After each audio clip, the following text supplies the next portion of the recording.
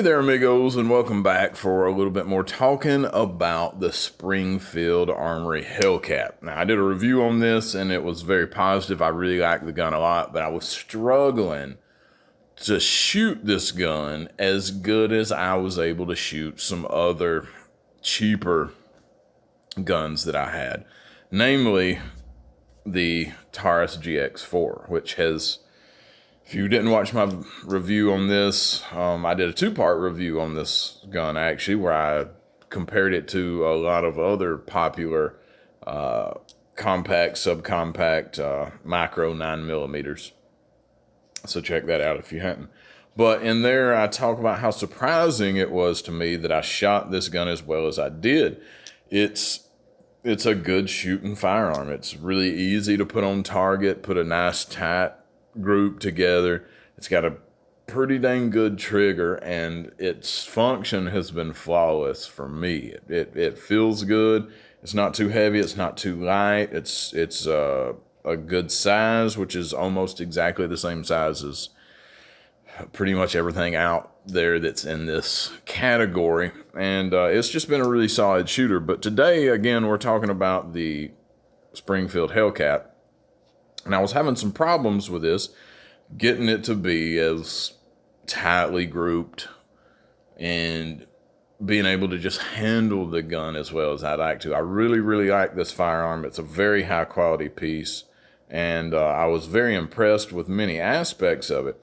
But when I started to look at it side by side with some of these other competitors that I have, I started to realize that the grip was actually much smaller all around. Like it's smaller this way, it's smaller this way. And I should have known this because for any of you folks that watch my videos prior, I play the guitar for a living. And I'm very sensitive to the actual neck size on my guitars to be able to play the way I want to. I need a really big, huge, fat guitar neck to be able to do the things that I like to do the way I like to do them comfortably. And I've realized, and again, I should have known this, it seems very obvious, but I've realized here lately that I need the same element with a gun, with these micro 9s particularly, to be able to shoot the way that I want to. It doesn't seem to be an issue that's reared its head when I've been shooting 1911s or I've been shooting regular compact carry guns, and certainly not with, you know, something Glock 17 or 19 sized and on up from there. It's just not ever been an issue. But when it gets down to shooting these little guys, that grip size, I realize particularly with this gun is fairly prohibitive for me. If it's not big enough, just like with a guitar neck, I cannot play a small neck. For you folks that know anything about guitars, the 60s Les Paul necks I cannot stand. I can't play those things. I have to have the 50s style neck, which is a really big one. And to be honest with you, I like the specific 58 neck because it's humongous. But it relates to these because it's something that you're manually operating and manually, literally with your hands, not just with your whole body, but specifically in the hand. And so, if you couldn't tell, I put a set of Talon grips on this gun, and I took it out today, and you probably saw a little bit of footage of it already, but I'll put some more footage up as this video goes on. I took it out today with the GX4 and did a side-by-side comparison with these two, because I already compared this gun to a lot of other, like I said, a lot of other 9mm that I had that were kind of similar. But I just recently got the Hellcat, and so I wanted to really give these two a rundown side by side since I had gotten these Talon grips on here. Now, let me just talk a little bit about these Talon grips. Number one, they're very inexpensive. Number two, they fit very, very well. Number three, they match the FDE very, very closely. I was really impressed with how kind of stock that these things look on this gun, and they don't change the feel dramatically. Like it's not hyper different It is a little different. This Hellcat kind of has a very sandpapery textured grip to start with, but if you watch my other video on this, one of the other negatives that I experienced with this was when it got wet, it actually got slippery, which was odd. And I haven't experienced that with the GX4 or any of the Goks that I have either. But this one got a little slippery, and with this Talon grip, it was hot today in the great state of Georgia, ironically enough, here on November, what is it, November the 6th or something. It was like 80 degrees at least. And so it was kind of hot as hell in the gun range when I was in there today. And I was definitely sweating. And these Talon grips not only add more grip to this gun when you start to get a little sweaty, but it added just enough size to the actual grip on this firearm to make it significantly more manageable for me. I was actually very surprised that it made that much difference, because there's not a whole lot of material going on here. It's not a night and day difference. Like if you picked this one up in the dark and you picked up a perfectly stock one in the dark, without the texture difference, like it'd be hard to notice. But it added just enough thickness to this thing to where it enabled me to shoot it significantly better. Now, I will admit that I have been practicing with this gun a good bit, because I do like it so much, and I've put several hundred rounds through it at this point. But I definitely noticed a big difference today in my grouping. And I'll throw up some pictures of my targets today. And with some of these first two pics I'm going to throw up, here's some footage of me shooting the GX4 and some pictures of the target. And I ran 21 rounds through these in competition. I mean, I ran a lot more through them today, but I specifically did 21 rounds through each of them and took pictures of my target and kind of evaluated it from there. And I was basically shooting groups of 3 and with a couple of headshots thrown in there just for accuracy's sake. But I shoot the Taurus really well. And as you can see from the target pictures, I'm now getting the Hellcat pretty much on par. And this is from 7.5 yards. So it's, you know, it's about 20, what is that, 22, 23 feet, something like that. Which is right within the range of, you know, self-defense range, which is really what these are made to shoot at. I mean, they will certainly shoot much longer distances. I'm not the greatest, you know, 100-yard shooter, but these guns are both relatively accurate as far out as I've shot them, which is really 25 yards. It's about as long as of a shot as I've taken with either one of these 30. I guess 30 yards would be what I've done with these guys. But you can see from the groupings there that the Hellcat was certainly right on par with what I was able to do with the GX4.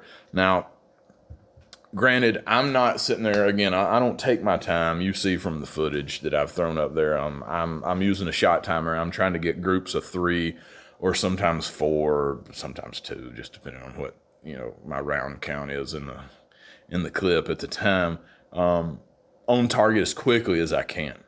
Now, as I went on through the day, I'll throw another picture up where I was really pushing myself as hard as I could with the Hellcat, and I had a couple of fires here and there, but I was moving out to 10 yards, and I was really trying to get that first shot off as quickly as I could, and I had a couple get on the paper but off the target, I'll admit. But again, I'm trying to push myself as hard as I can with these, and if I'm not making mistakes, I'm not pushing hard enough.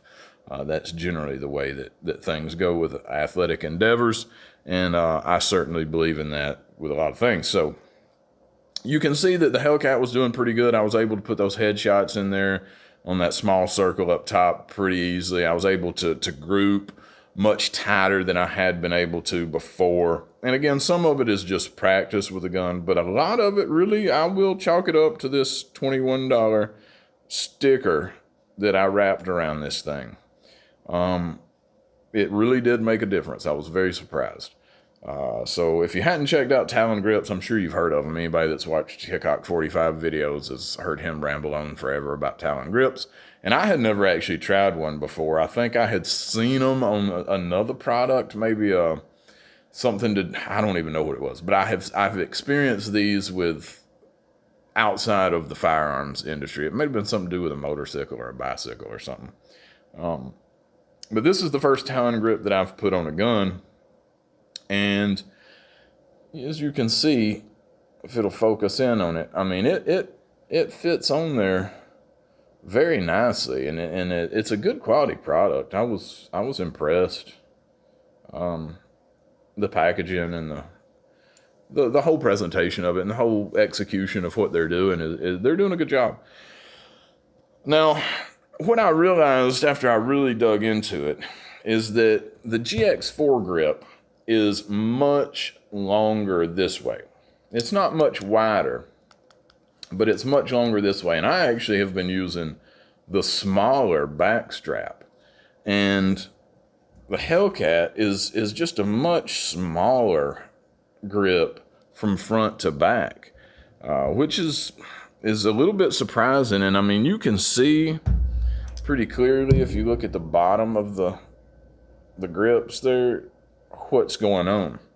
Now, as far as size goes with the rest of the guns, I mean, they are almost exactly the same weight. They are almost exactly the same size. The Hellcat is just a little bit longer from the back of the gun to the tip of the barrel. But from barrel tip to barrel tip, I think it's almost the same size barrel. They're almost exactly the same width. The Taurus is just, I don't know, a millimeter or two bigger here and there. Like I said, the grip is a little bit longer from front to back, and I think the slide is just a hair wider. I mean, you guys can look up the specs online. Y'all aren't retarded. You don't need me to do all that for you. But they're very similar guns. They shoot very, very similar. The thing that I've noticed is the biggest difference between these is the sights. Now, this Hellcat that I've got right here in my hand shoots at a point of aim that's lower than I'm used to. It actually shoots very similar to my LCP Max, where you kind of have to put, it's kind of shooting at the bottom of the front sight. Like, it's not hitting right at the top of it, which is where I generally like my point of aim, is to go straight out, and I want to see that hole or that hit right above my front sight. Is where I have most of my hunting revolvers and stuff. I have those set to where they're either dead on the front sight dot or just a hair above it. That's where I'm most comfortable. This one is kind of hitting just below it. The GX4 is pretty straight on for me, but the sight picture that you get with the Taurus is just not nearly as involved as the sight picture that you get with the Hellcat. I mean, this has got the tritium front sight, and it's got the white U rear sight, whereas the GX4 just has a very small white dot in the front and a plain black sight in the rear. But for self-defense use, I mean, that you don't need that much else. It's really cool to have that night sight, that tritium front sight. I don't know how useful it is. I mean, it just depends on what environment you're using the gun in, and you guys know for me, most of the time I'm just shooting for fun anyway. I mean, I do keep this with this 15-round magazine readily available when I need it at home, but like I've said many times before, I mean, I've got a wide selection of powerful rifles to choose from that I would use for home defense, probably before I would use this pistol as my first choice, but, you know, backup, sidearm. Anyway, that's my experience today, my follow-up review to this Hellcat. And again, if you guys didn't watch my first video, I think it is a really badass gun. It's super high quality. It's got a great fit and finish to it. The slide finish, and this FDE is really, really nice. I mean, it has not got a mark on it. Now, I can't say that I really carry this gun often. I have a few times, but I generally am carrying my revolvers these days, my 642 or something like that. But this, I mean, this is certainly, with this Talon grip, it would be even more carryable. It's a very compact package, Polecraft holster, not sponsored product placement here. This is a really good inside the waistband holster for this thing, but certainly would be a great gun for concealed carry. But like I said, I've put many rounds through this, several hundred. I'm guessing close to 1,000 at this point. And man, it looks brand new. I mean, it looks absolutely brand new. There's not a scratch on it. There's not a mark on the side. I could take this to somebody and sell it for like new condition if I was willing to do that, but I'm not, because I really like this gun. The side doesn't have any, it doesn't have much wear. It is a little oily, but you can see, hopefully if I can hide behind it here, maybe it'll focus on it. It's got just a touch of side wear on there, but nothing out of the ordinary for sure. I mean, it's you know, to be expected. So if you're in the market for one of these, pick it up. If you're having trouble shooting yours, try some of these Talon grips. And I know, speaking of Hellcat 45 earlier, I know he has posted some things about some of the Glocks he had, and I think his Hellcat as well, where he actually wrapped a couple of layers of the Talon grips around there to get the feel that he wanted. And I think that would be a good idea. I mean, I don't see the reason not to. Now, to finish this up, I did have one of you guys comment about Hogue making a grip for this gun. And honestly, I had forgotten that they make those kind of sleeves, those grip condoms is what it makes me think of. I'm not a Hogue fan, to be honest with you. I never have liked their grips. I've experienced a couple here and there, and that they're just not to my taste. I think they probably make a really good product. It just, yeah, they've always felt odd to me. But, you know, I actually didn't realize that they made one for this gun. Like I said, I kind of forgot that they made those slip-on things like that. But if you have really big hands and you like a much meatier grip, that would probably not be the worst thing to look into. So keep that in mind. But anyway, that's all I got to say today about the Hellcat. It's just a sweet gun, man. It's a good value. I suspect this thing, if I shoot it regularly, I would suspect that my child will get this at some point in the next 20 or 30 years. It really is just one of the highest quality firearms that I've got. And I mean, I've got a little bit of everything. I don't have all of the guns out there, but you know, I've got Rugers and Glocks and Smith and Wessons and Colts and you name it. And I've got a little bit of all of them things. And you know, I do love my Smith & Wesson revolvers. but this Springfield Armory gun is really nice. Made in Croatia.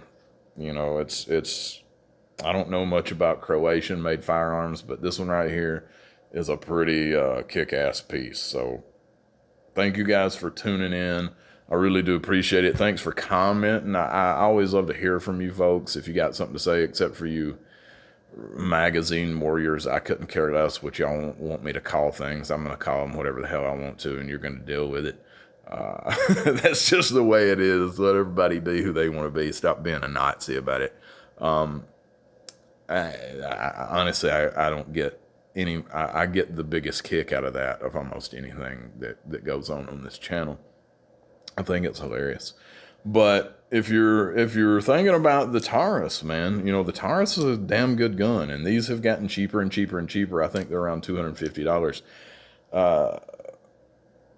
Now that I think of it, let me make one more point. I'm sorry, I know I've rambled on for a while now. the thing I have been disappointed the most about this Taurus is the finish on the side. Mine has several scratches. I don't think they'll show up on camera without me taking close pictures, but I don't think this gun will last nearly as long as this one will. They shoot very similar. They feel very similar when you're carrying them. They're very, very similarly sized. And I think they would both get the job done in a respectable way. But I don't think that Taurus is going to last nearly as long as that Springfield will. But I like them both. I think they're both cool. Anyway, thanks again for joining me. I'm going to have a review, or not a review, a shootout. A little shoot-off between my Smith & Wesson 642 and my Taurus 856 and 605. I've done some videos about those Taurus revolvers, and I've had some ups and downs with them, but the 856, honestly, like overall, I've had a lot of positive things to say about that. It's let me down a couple of times, so I don't know how reliable I could testify to that gun being, but it's a good shooter, and it's got some things to say. And so we're going to do a little head-to-head with the Smith & Wesson and the 856 coming up, so stay tuned for that. I've got some upgrades to my AK that I made that are pretty cool, and some other stuff coming up. So I hope you guys stay tuned in. Thank you for subscribing if you have. Thanks for watching the video if you hadn't. I really appreciate it, and I will see you guys at the range. See my jumper now, babe. I got it hanging out on my line.